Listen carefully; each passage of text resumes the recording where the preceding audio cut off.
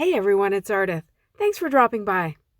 Today I'm creating a Valentine for the Valentine theme week over at Pretty Pink Posh. There's new inspiration each day this week, and there's also a sale on everything in the Valentine section of the shop, including some of the latest release items, so be sure to check it out. I'm going to use the new Layered Heart stencil set. This has 2 different heart background stencils that help to create a lot of depth and interest on a background. I'm also using the new Love set. At least I'll use the Love word die that's in the coordinating die set. I'll also be using the larger Scallop heart die to create a large heart in my background. But before any of that, I'm going to ink blend a partial rainbow onto a panel of white cardstock. I'm only using pink, orange, and yellow, and I want to have the pink in the center surrounded by the orange and the yellow. I'm using my domed blenders for this to ensure a really smooth blend, and I'll speed it up since it's not really why we're here. When I was finished, I really wanted a bit more punch to my pink, so I actually went back in with a fuchsia ink right in the very center, and then I went back over the whole panel, working my way out through the colors again. Layering up your ink blending is a great way to be sure that your blend is flawlessly smooth. Because the inks don't end up in exactly the same place as the first layer, you create an even better blend this way. Next, I attach the first layered heart stencil to my panel using some Post-it tape. I put the tape on the back of the panel so that my stenciling can go right across the whole panel. Then I blended the same inks in approximately the same place one more time. This technique gives a subtle pattern on the colorful background. It really just adds a bit of texture and interest, but it does also help to get your blend even smoother.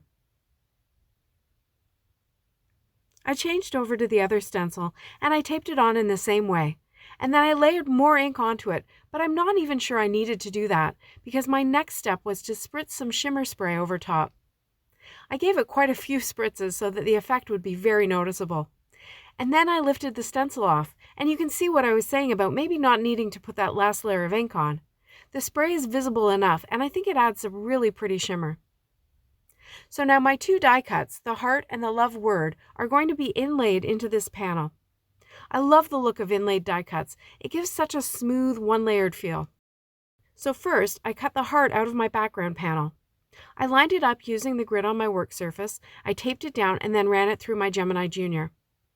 Then I trimmed the panel with the stitched rectangle die that comes in the stitched notes set.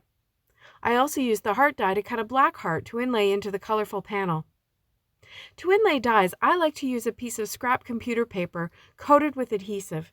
This allows me to easily place the pieces onto something sticky that will hold them together and really become part of the panel, which will make it easier when I inlay the next die cut in a few minutes.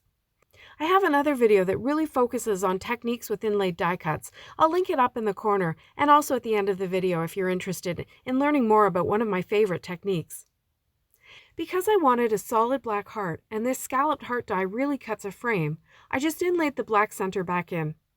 You can see the cuts a little bit, but not enough to really distract, especially once I add in the love in the next step. Turns out my paper scrap was a little too long, so I just trimmed it down with some sharp scissors. So now that this is really just one panel, I'm going to get the love word die and tape it in place and cut those letters out. I need to be sure to keep the center of the O and the 2 little bits that go in between the arms of the E for when I put it all back together. But first I'm going to create the letters for inlaying into the panel. I started with another panel of white cardstock and blended the same colors onto it.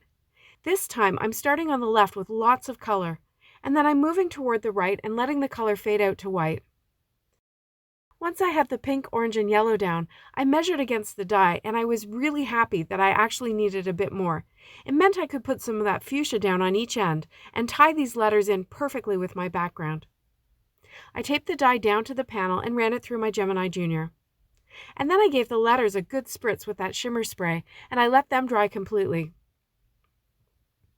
To inlay the letters, I used tape vertically along the back of the panel. This allowed me to get the edge of the tape right up to the edge of the stitched rectangle, and I definitely need some sticky area for the L and the E to hang on to because those letters are extending off either side.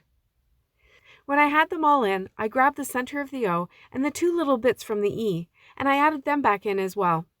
Having that tape behind there really helped. I did another little trim where the tape extended beyond my panel, and now I'm ready to add the U. This U word is part of the Happy Birthday to You script die, and you may have seen me do this little trick before. Hey, I say if you have a good idea, use it a lot.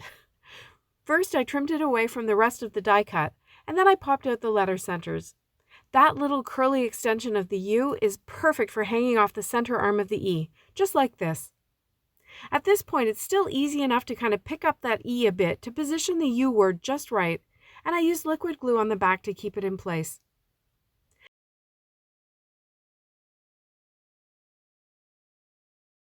I glued the whole panel to a white card base, and for a final sparkling touch, I added some of the darkest pink jewels from last year's Valentine mix to the front of the card. I hope you enjoyed seeing this Valentine come together. The use of yellow and orange is a little non-traditional, but it creates a nice warm glow and a great contrast with that black heart. If you enjoyed this video, please give it a thumbs up below, and don't forget to subscribe for more inspiration. I've got shopping links below in the description. Thanks so much for stopping by. See you next time.